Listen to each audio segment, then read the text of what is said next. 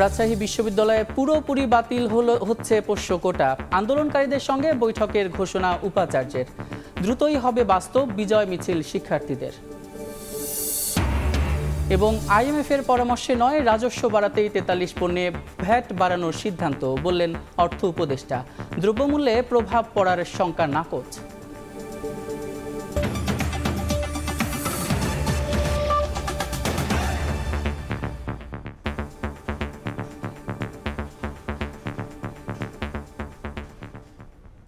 পৌষের শীতে কাঁপছে সারা দেশ।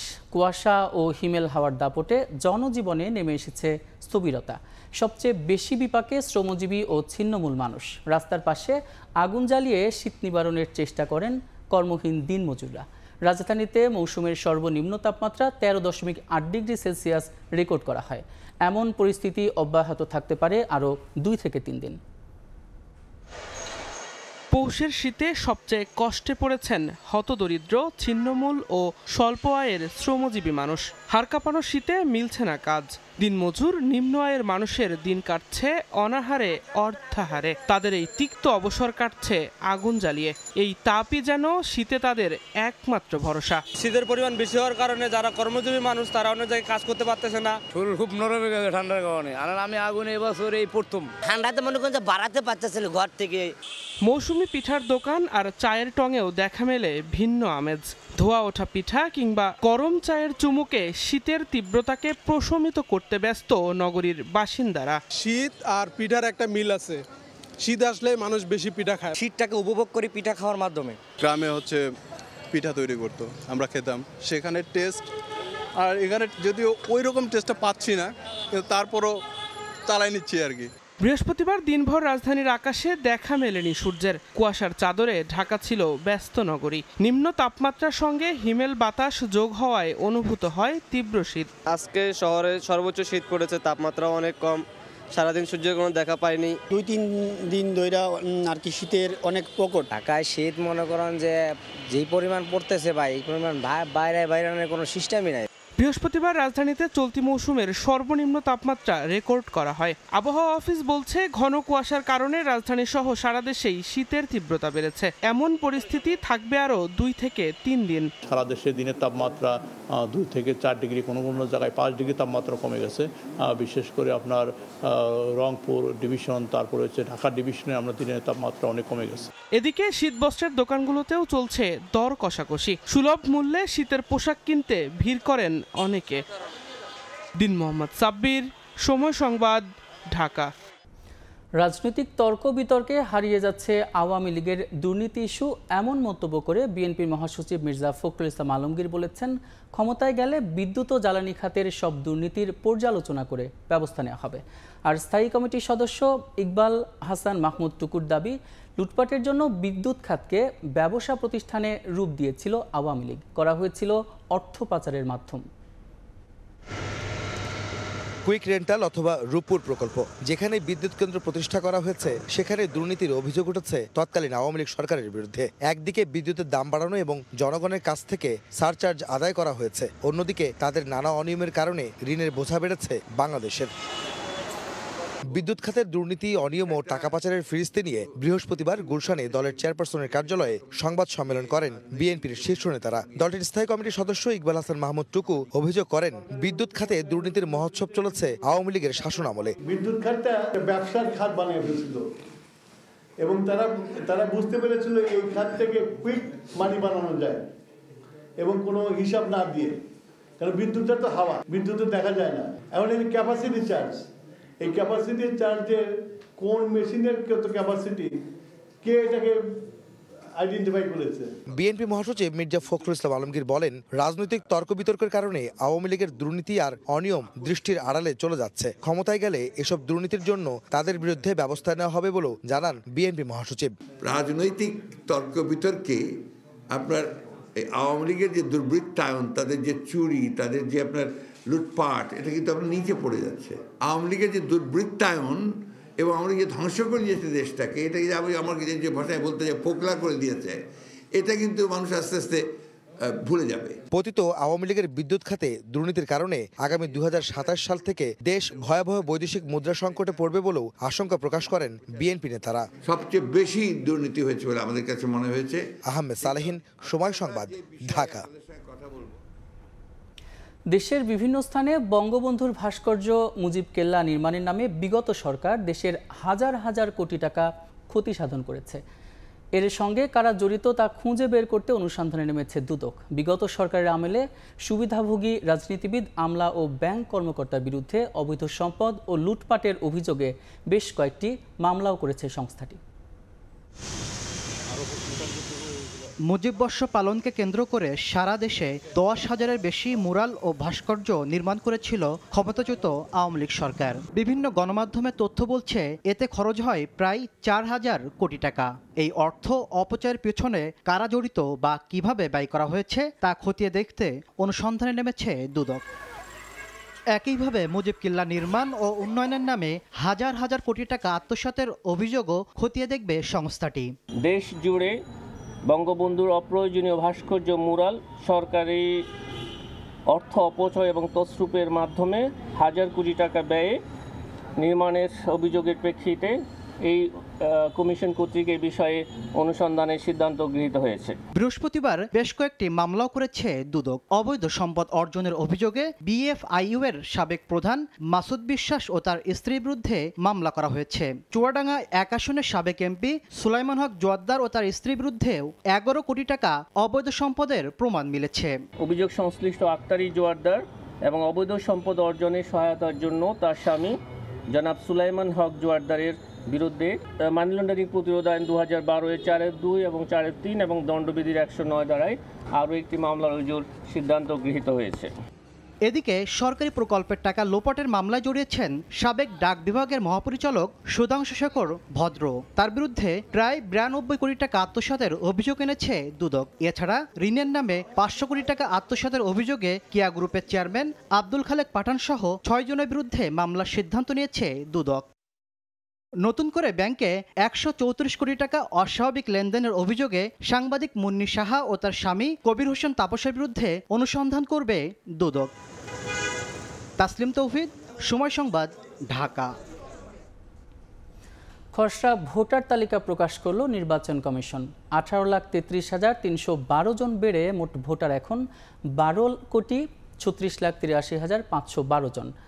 ভোটার তালিকাকে প্রশ্নের ঊর্ধ্বে রাখতে এবার বাড়ি বাড়ি গিয়ে সব ভোটারের তথ্য যাচাই করা হবে বলে জানিয়েছে কমিশন। তালিকায় নির্ভুল তথ্য দিতে অনলাইনে আবেদনের আহ্বান জানানো হয়েছে।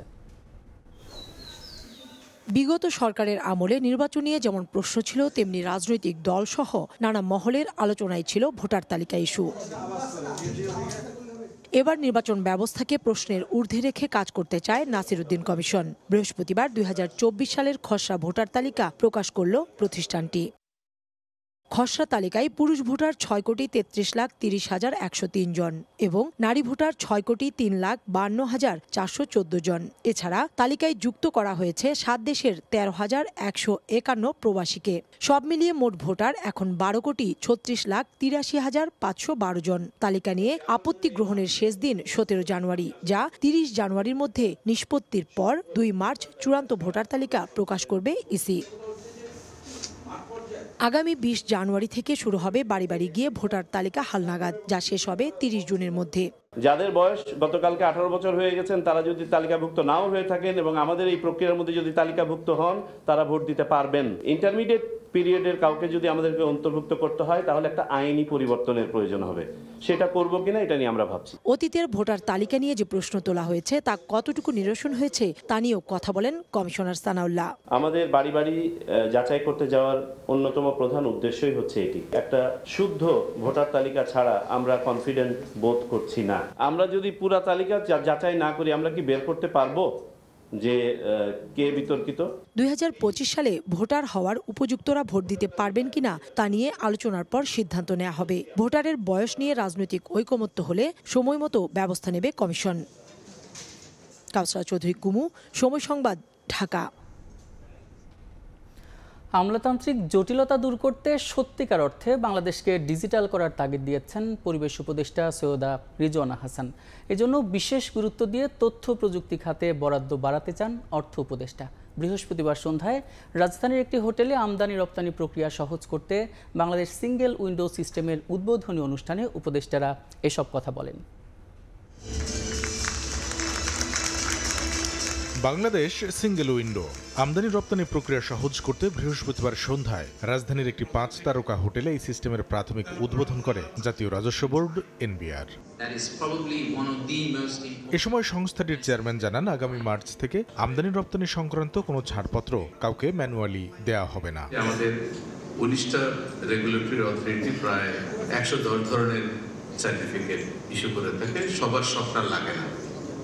আমরা যেটা চাই যে আমাদের যারই যেটা লাগুক তারা এই সিঙ্গেল উইন্ডো থেকে এই ব্যবস্থাটা সার্টিফিকেটগুলো সহজে পাবে। অনুষ্ঠানে আমলাতান্ত্রিক জটিলতা দূর করতে সত্যিকার অর্থে ডিজিটাল বাংলাদেশ গড়ার পক্ষে জোর দেন পরিবেশ উপদেষ্টা। এজন্য পরিবেশ মন্ত্রণালয়ের ছাড়পত্র দেওয়ার সব প্রক্রিয়া ডিজিটাল করতে অর্থ সহায়তা চান। বাংলাদেশ সত্যিকার অর্থে ডিজিটালাইজড হোক, সত্যিকার অর্থে আমরা একটা পেপারলেস কালচারে যাই, সত্যিকার অর্থে আমরা ইনভেস্টরদেরকে সেবা দেই এবং এই যে ব্যুরোক্রেটিক বার্ডেন অ্যান্ড হ্যাসেল, যেটাকে আমরা নিয়ম বলতে পছন্দ করি, এই নিয়ম ভেঙে আমরা আধুনিক নিয়মের দিকে যাই। অর্থ উপদেষ্টা জানান, বাংলাদেশকে এগিয়ে নিতে অবশ্যই প্রযুক্তি খাতে বরাদ্দ বাড়াতে চান তিনি। আমি মনে করি আইটিতে অ্যালোকেশন চেষ্টা করে যত সব বাড়ানো, কিন্তু এখানে একটু ওয়ার্নিং দেয়। গত 15 বছর আইটিতে বহু টাকা খরচ হয়েছে, কিন্তু সেই টাকা আইটিতে খরচ হয়নি, এটা চলে গেছে অন্যভাবে। বর্তমানে ইপিবি সহ 7টি সংস্থার ছাড়পত্র এই সিস্টেমে পাওয়া যাচ্ছে। আগামী মাসে মিলবে আরও 12টি সংস্থার ছাড়পত্র। কামরুল হাসান সবুজ, সময় সংবাদ, ঢাকা।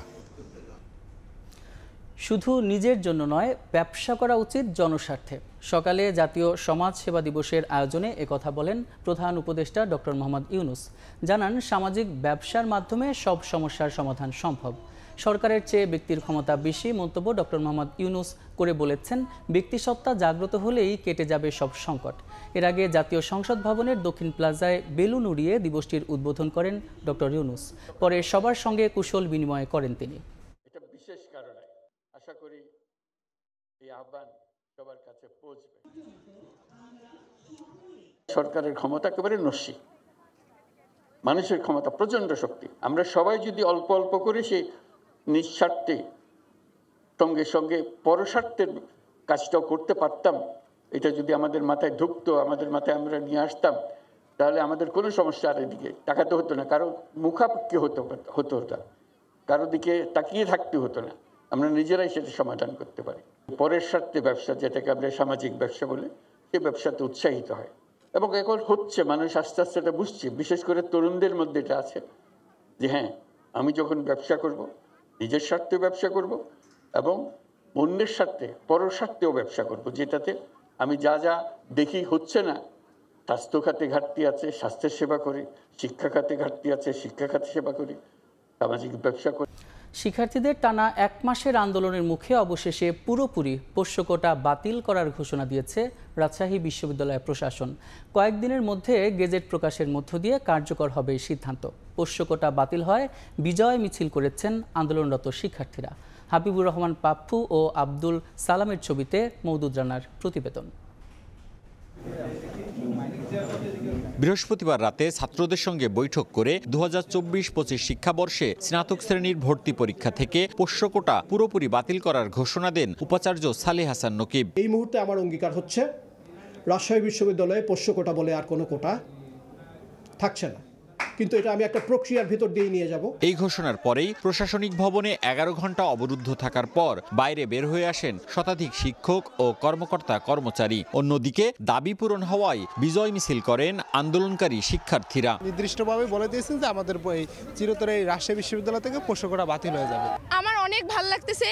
আর তারা যদি এইটা বহাল রাখে সারা জীবনের জন্য, মানে শুধু 24-25 সেশন না, তারা যেন সারা জীবনের জন্য এটা বহাল রাখে, এটাই তাদের কাছে আমরা আশা করছি। 2024-25 শিক্ষাবর্ষে ভর্তি পরীক্ষার ফর্মের দামও কমাবে বিশ্ববিদ্যালয় প্রশাসন, জানান আন্দোলনকারীরা। তাদেরকে দেখে যেন অন্যান্য যে বিশ্ববিদ্যালয়গুলো আছে সেখানে এই সংস্কারটা আসবে, এটা আমরা আশা রাখছি। ভর্তি পরীক্ষায় কোনো প্রকার প্রশ্নকোটা থাকবে না, কিন্তু এখানে তিনি চাচ্ছেন যে গ্যাজেটের মাধ্যমে প্রকাশ করতে একটু সময় সাপেক্ষ ব্যাপার, কিন্তু তিনি আমাদেরকে প্রমিস করেছেন যে তিনি এটা অবশ্যই করবেন। শিক্ষার্থীদের 1 মাস ধরে চলা আন্দোলনের পর বুধবার প্রশ্নকোটা 4 থেকে কমিয়ে 1% রাখার সিদ্ধান্ত নেয় রাজশাহী বিশ্ববিদ্যালয় প্রশাসন। সেই সিদ্ধান্ত প্রত্যাখ্যান করে বৃহস্পতিবার সকাল 10টায় প্রশাসন ভবনের গেটে তালা ঝুলিয়ে দেন আন্দোলনকারীরা। মওদুদ রানা, সময় সংবাদ, রাজশাহী। 72 ঘন্টার মধ্যে ঢাকা বিশ্ববিদ্যালয়ের ছাত্র সংসদ ডাকসু নির্বাচনের রোডম্যাপ ঘোষণা করতে বিশ্ববিদ্যালয়ের উপাচার্যকে আলটিমেটাম দিয়েছেন শিক্ষার্থীরা। রাতে উপাচার্যের বাসভবনের সামনে বিক্ষোভ থেকে এই আলটিমেটাম দেন তারা। নির্ধারিত সময়ের মধ্যে রোডম্যাপ ঘোষণা না করলে কঠোর কর্মসূচি দেওয়ার হুঁশিয়ারি দেন শিক্ষার্থীরা। ডাকসু নির্বাচন বানচাল করতে একটি গোষ্ঠী ষড়যন্ত্র করছে উল্লেখ করে তারা বলেন, যে কোনো ষড়যন্ত্র মোকাবেলা করতে প্রস্তুত রয়েছেন তারা। এর আগে সিন্ডিকেট মিটিংয়ে দ্রুত ডাকসু নির্বাচনের ব্যাপার উঠলে এর বিরোধিতা আশায় তাৎক্ষণিক প্রতিক্রিয়া জানান শিক্ষার্থীরা।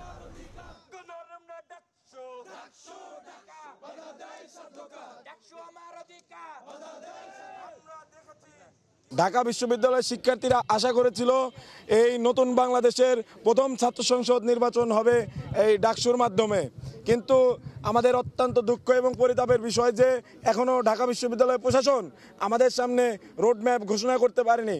এর অন্যতম কারণ হিসেবে মনে করি নির্দিষ্ট কোনো ছাত্র সংগঠন কর্তৃক এই প্রশাসনকে চাপ দেওয়া, এবং তার একটা প্রমাণ আমরা কিছুক্ষণ আগে কিন্তু দেখেছি। আমরা এর তীব্র নিন্দা এবং প্রতিবাদ জানিয়ে এই মিছিল শুরু করেছি এবং 72 ঘন্টার আলটিমেটাম কিন্তু আমরা প্রশাসনের সামনে বেঁধে দিয়েছি। এই 72 ঘন্টার মধ্যে যদি আমাদের দাবি মেনে না নেওয়া হয় তাহলে কঠোর থেকে কঠোরতর আন্দোলনে আমরা যাব। 43তম বিসিএসে সুপারিশপ্রাপ্ত হয়েও নিয়োগ না পাওয়া 227 জন প্রার্থী পুনর্বিবেচনার জন্য আবেদন করতে পারবেন। বৃহস্পতিবার জনপ্রশাসন মন্ত্রণালয়ের সিনিয়র সহকারী সচিব মোহাম্মদ উজ্জ্বল হোসেন স্বাক্ষরিত এক বিজ্ঞপ্তিতে এ তথ্য জানানো হয়।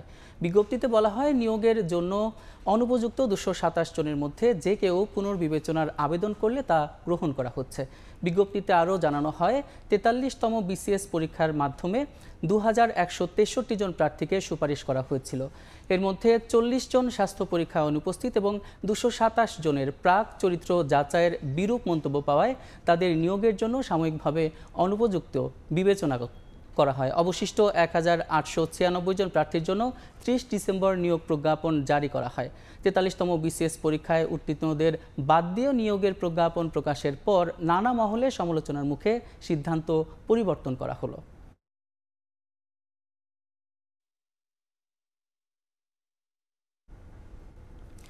অবশেষে বাংলাদেশের জাতীয় কবির রাষ্ট্রীয় স্বীকৃতি পেলেন কাজী নজরুল ইসলাম।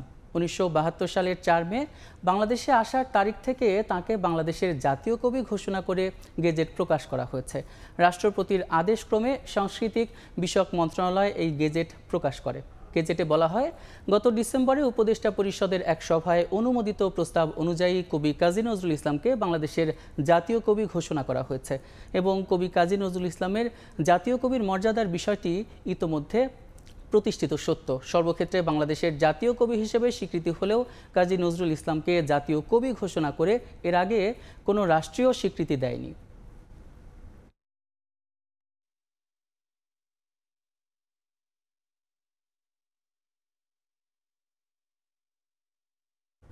আইএমএফের পরামর্শে নয়, রাজস্ব বাড়ানোর লক্ষ্যেই সরকার 43টি পণ্যে ভ্যাট বাড়ানোর সিদ্ধান্ত নেওয়া হয়েছে বলে জানিয়েছে অর্থ উপদেষ্টা। নিত্যপণ্যের দামে এর প্রভাব পড়বে না জানিয়ে ডক্টর সালেউদ্দিন আহমেদ বলেন, এতে সাধারণ মানুষের কষ্ট বাড়বে না। সচিবালয়ে ক্রয় সংক্রান্ত উপদেষ্টা পরিষদের বৈঠক শেষে তিনি জানান, 3 তারকা থেকে সর্বোচ্চ মানের হোটেলগুলোর ক্ষেত্রে কর বাড়ানো হলেও সাধারণ হোটেলের ক্ষেত্রে এটি প্রযোজ্য হবে না।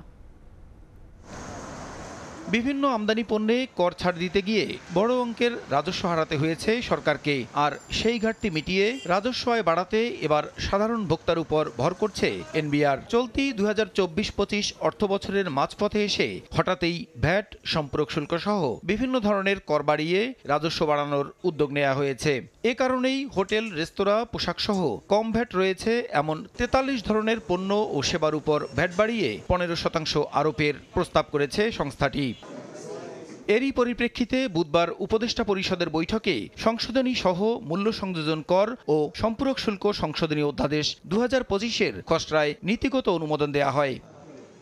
বৃহস্পতিবার সকালে সচিবালয়ে ক্রয় সংক্রান্ত উপদেষ্টা পরিষদের বৈঠক শেষে অর্থ উপদেষ্টা ভ্যাট আরোপের ব্যাখ্যা দেন। চাল, ডাল সহ অত্যাবশ্যকীয় জিনিসের আমদানি শুল্ক বাদ দেওয়া হয়েছে জানিয়ে অর্থ উপদেষ্টা সাংবাদিকদের বলেন, IMF-এর শর্ত পূরণ করতে নয়, রাজস্ব ঘাটতি মেটাতেই কিছু পণ্যে কর আরোপের সিদ্ধান্ত নিয়েছে সরকার। আমাদের রাজস্ব গ্যাপ এত বেশি, আমি তো আর বড় করে বা ডেফিসিট ফাইন্যান্সিং করে তো আমরা যেতে পারবো না, IMF এর না। আমরা রিসোর্স গ্যাপ আমরা ক্যালকুলেট করেছি কত টাকা লাগে, এটা চিন্তা ভাবনা করি কিন্তু করা।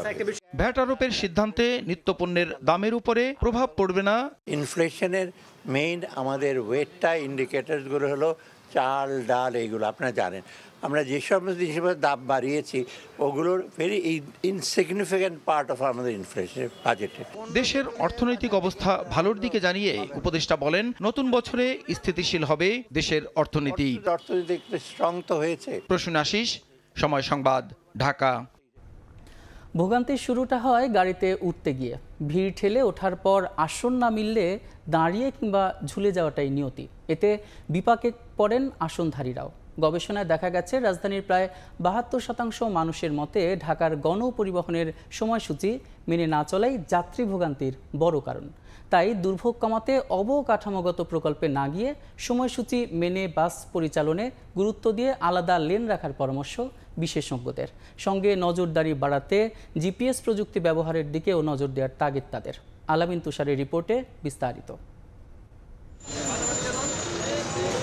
যাত্রী তোলার এমন অসুস্থ প্রতিযোগিতার কারণ যাত্রী সংখ্যার তুলনায় অপ্রতুল গাড়ির সংখ্যা। যদিও রাস্তার তুলনায় সেই সংখ্যাটা কিন্তু বেশি, যা কিনা বিশ্বের সবচেয়ে যানজটপ্রবণ শহরগুলোর একটিতে পরিণত করেছে ঢাকাকে। বাসকে নিয়ন্ত্রণে না এনে মেট্রো রেল আর BRTর মতো বড় বড় প্রকল্প হাতে নেওয়া হলেও এর সুফল পাবেন না গণপরিবহন ব্যবহারকারীর সিংহভাগ মানুষ।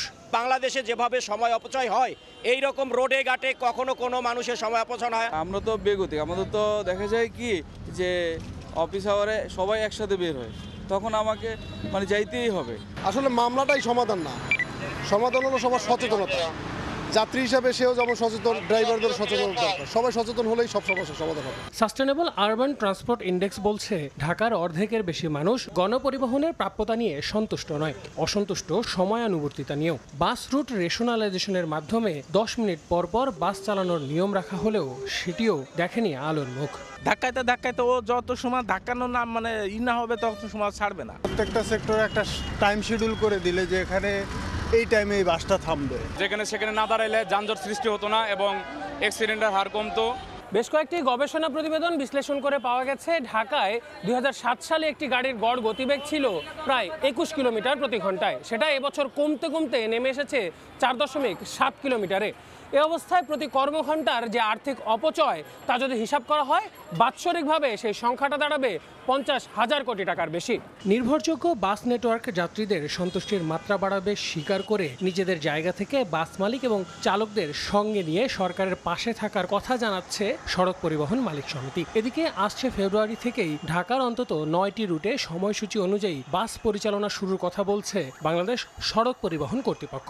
টাইমিং একটা বিষয়, অনেক মালিকদেরও অনীহা, কারণ এটা দীর্ঘদিনের একটা অভ্যাসে পরিণত হয়ে গেছে। এই অবস্থার পরিবর্তন করার জন্য আমরা উদ্যোগী হচ্ছি। তো ওই 9টা রুট আমরা চালু করে দিব, আমরা এবার ফেব্রুয়ারি মাসে চালু করে দেব। যখন এটা আমরা চালু করব, কোনো কম্পিটিশন হবে না, সে সিরিয়ালি যাবে, টাইম অনুযায়ী সে যাবে।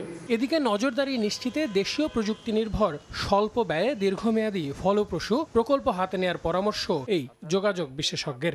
সঙ্গে বাসকে সময়সূচির মধ্যে আনতে বাস নির্ভর আলাদা লেনের ব্যবস্থা করারও তাগিদ তার। যেখানে 2 বা তার চেয়ে বেশি লেন আছে, আমরা বাসের জন্য আলাদা লেন একটা করে দিতে হবে। যে ভেহিকেলগুলিতে আসলে যাত্রী সংখ্যা বেশি, তারাই শুধু এই লেনে চলতে পারবে। স্বয়ংক্রিয় কৃত্রিম বুদ্ধিমত্তার ব্যবস্থাপনা করা যায়, তাহলে যারা আসলে লেন ভায়োলেশন করবে তাদেরকে এখানে একটা পানিশমেন্টের আওতায় আনতে হবে। দুর্ভোগ ভোগান্তিতে ভরা রাজধানীর গণপরিবহন সংস্কারে তাই নীতি নির্ধারকদের সঙ্গে রাজনৈতিক দলগুলোকেও ভূমিকা রাখার আহ্বান সংশ্লিষ্টদের। আল আমিন তুষার, সময় সংবাদ, ঢাকা। শর্ত সাপেক্ষে অনশন ভেঙেছেন ইউনিভার্সিটি অব লিবারেল আর্টস ইউল্যাবের শিক্ষার্থীরা। বৃহস্পতিবার রাতে তদন্ত কমিটি গঠনের কথা বলে অনশনভুক্তে আসেন বিশ্ববিদ্যালয়ের রেজিস্ট্রার, কিন্তু তদন্ত কমিটিতে শিক্ষার্থী প্রতিনিধি রাখার শর্ত দেয় অনশনরত শিক্ষার্থীরা। তারা বলেন দুর্নীতিবাজ উপাচার্যের পদত্যাগ এবং আওয়ামী ট্রাস্টি বোর্ড ভেঙে পুনর্গঠন করতে হবে। এই দাবি না মানা পর্যন্ত আন্দোলন চালিয়ে যাওয়ার ঘোষণা দেন শিক্ষার্থীরা।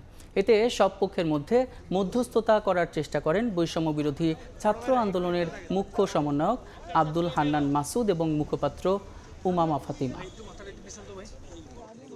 আমরা শিক্ষা উপদেষ্টাকে অনুরোধ করব, একটু অনুরোধও করেছি অলরেডি, যেন হচ্ছে উনি একটা তদন্ত কমিটি গঠন করে, যেন হচ্ছে শিক্ষার্থীদের এই বিষয়গুলো দেখেন। এই তদন্ত কমিটি 3 কার্য দিবসের মধ্যে গঠন করা হবে এবং যতদিন পর্যন্ত এই তদন্ত কমিটি স্বচ্ছ রিপোর্ট না দিচ্ছে ততদিন পর্যন্ত ভিসি ইউনিয়ন সব ধরনের দায়িত্ব থেকে বিরত থাকবে।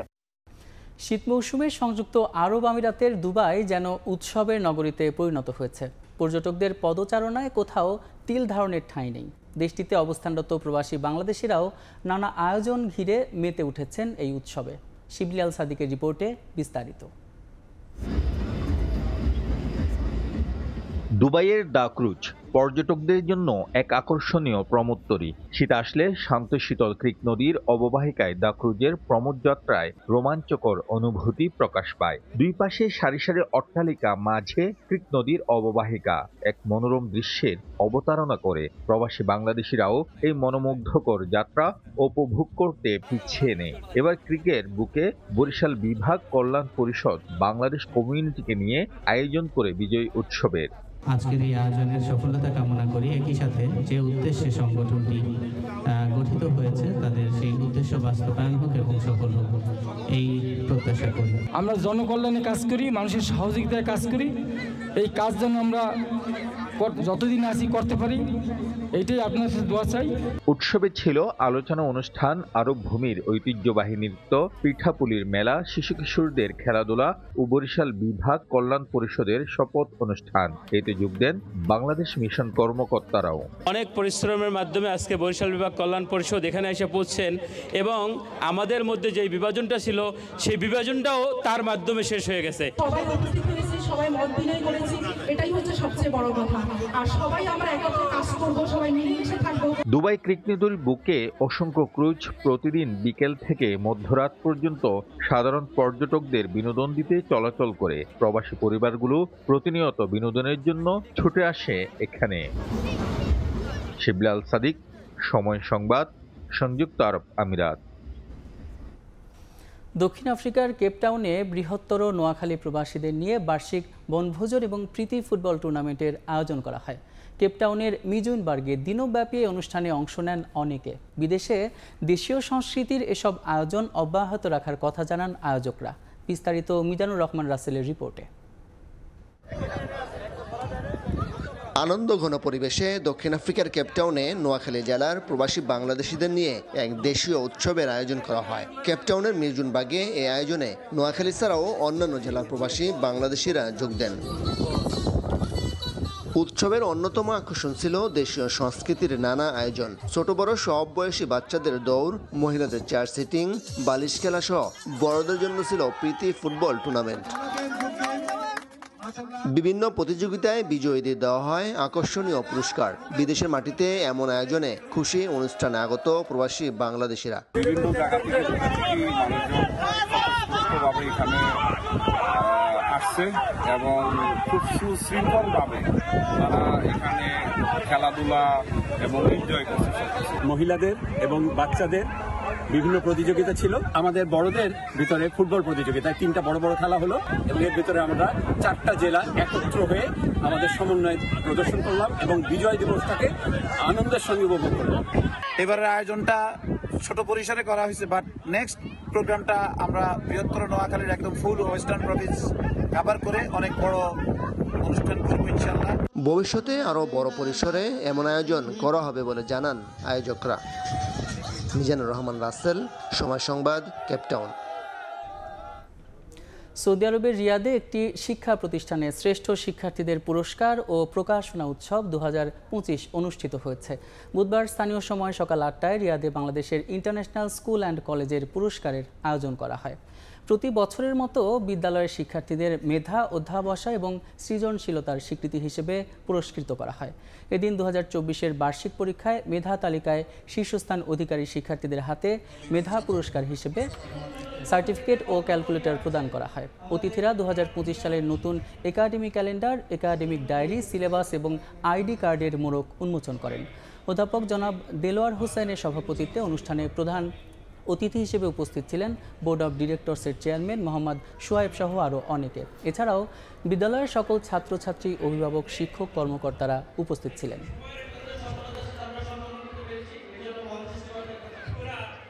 এ পর্যায়ে শীর্ষ সংবাদগুলো জানিয়ে দিচ্ছি আরেকবার। মুঞ্জে পাত দিছি, সুটের গাদ দিছি, চাদর গাদ দিই, তাও হাত পা টাটায় শুলে কিটকিটে ঠান্ডা থুতুর করে কাঁপছে, গোসল করতে না। পৌষের শীতে কাঁপছে দেশ, জনজীবনে স্থবিরতা, আগুন জ্বালিয়ে শীত নিবারণের চেষ্টায় ছিন্নমূল মানুষ। ঢাকায় সর্বনিম্ন তাপমাত্রা, বিভিন্ন স্থানে মৃদু শৈত্যপ্রবাহ। রাজনৈতিক তর্ক বিতর্কে ঢাকা পড়ছে আওয়ামী লীগের দুর্নীতির ইস্যু, বললেন মির্জা ফখরুল। বিদ্যুতের ক্যাপাসিটি চার্জের নামে লাখ কোটি টাকা লুটপাটের অভিযোগ টুকুর। এবং খসড়া তালিকায় ভোটার বাড়ল প্রায় 18.5 লাখ। যুক্ত হলেন 7 দেশের প্রবাসীরা। 20 জানুয়ারি থেকে বাড়ি বাড়ি গিয়ে তথ্য সংগ্রহ করবে কমিশন।